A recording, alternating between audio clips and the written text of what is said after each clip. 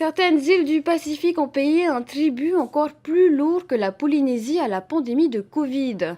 On pense notamment aux îles Cook qui ont rouvert leurs frontières il y a quelques mois après 2 ans sans avion. Comment rebondir quand le tourisme est le socle de l'économie?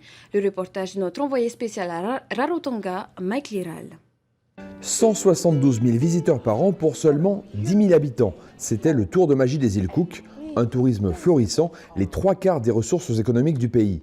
Mais ça, c'était avant. La réaction à la pandémie a été efficace, avec un seul décès, mais radicale. Rarotonga n'a accueilli personne en 2 ans. Les touristes kiwis reviennent doucement depuis quelques mois. On essaye de revenir passer un moment ici chaque année. Qui ne voudrait pas venir? C'est tellement joli. Plus des 3/4 des touristes sont néo-zélandais. Mais les vols en provenance d'Auckland sont bien moins nombreux et les liaisons avec Sydney, Los Angeles et Tahiti n'ont pas encore repris. Le vol bi-hebdomadaire entre Tahiti et Rarotonga est donc très attendu pour séduire les Tahitiens et bien au-delà. Nous espérons en fait avec ce nouveau vol, cette nouvelle connexion entre Tahiti et Rarotonga, pouvoir capturer certains clients durant la période, on va dire, creuse entre novembre et mars chaque année. Ce sont les clients qui fuient l'hiver dans l'Amérique du Nord et en Europe et qui veulent profiter du soleil. Donc on espère pouvoir capturer quelques clients de catégorie luxe, vu que nos propriétés sont des propriétés de 4,5 et 5 étoiles. Et puis ce sont les clients qui potentiellement viendraient à Tahiti, Moorea, Bora Bora et ensuite viendraient pour quelques jours dans les îles Cook pour pouvoir visiter une autre île dans le Pacifique.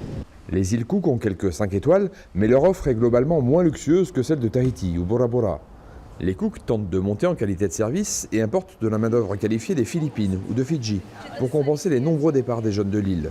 La force de la destination, c'est la simplicité d'un paradis à prix accessible.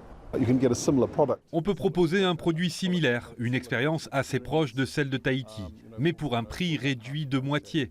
Donc ça, c'est une de nos forces. Et puis, pour tous les visiteurs qui viennent de pays anglophones, comme les États-Unis et le Canada, je pense que c'est un avantage, puisqu'ils n'ont pas la barrière de la langue.